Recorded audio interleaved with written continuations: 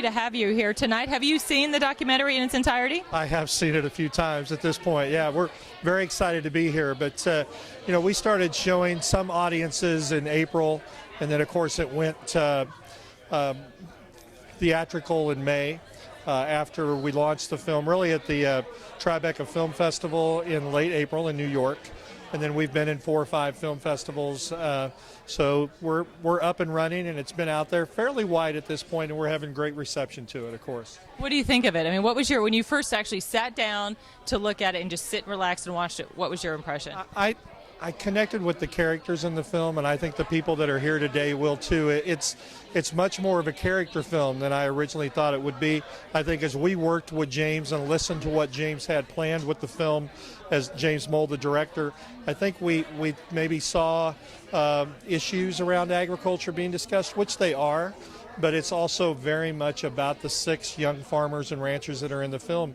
And you really, you know, it's an hour and 17-minute film, and you really connect with these folks. So from that aspect, it's wonderful. What do you think people will take from this film? What do they need to know? So what we've done a little research in that regard, and what we know is it kind of opens people's hearts and minds to what their understandings are about agriculture. Obviously, the ag communities love it, and farmers and ranchers love to see it, but that's not our target. Our target is really the non-ag audience in the country.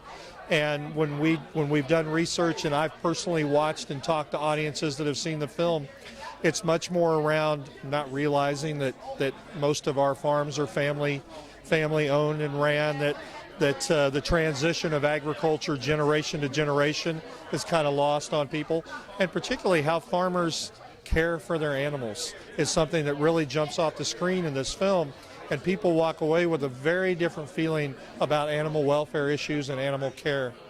What do you think is the single most important thing that people should take away from this?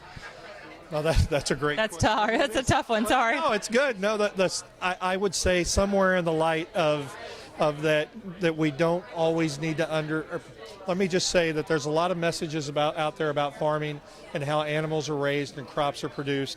I think it's worth talking to the people that do that raise our food and raise livestock, and understanding their perspective instead of maybe listening to an ad campaign from a restaurant or a brand that has every right to do what they do, but might not be communicating all the facts about food production. Now, aside from who you're with, I mean, did you have a personal connection to farming? Did you grow up on a farm?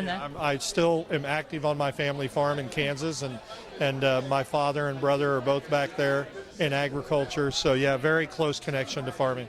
It's amazing how misunderstood I think farming and farmers are.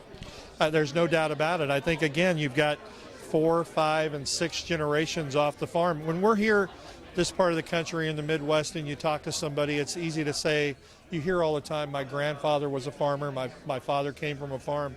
When you get on the coast, it's not like that at all.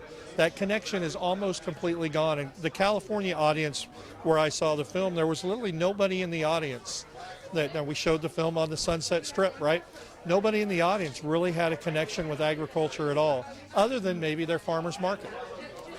Wow. Well, I grew up on a farm too, so I haven't seen the documentary yet, and I'm very excited to see it tonight. Thanks for being here.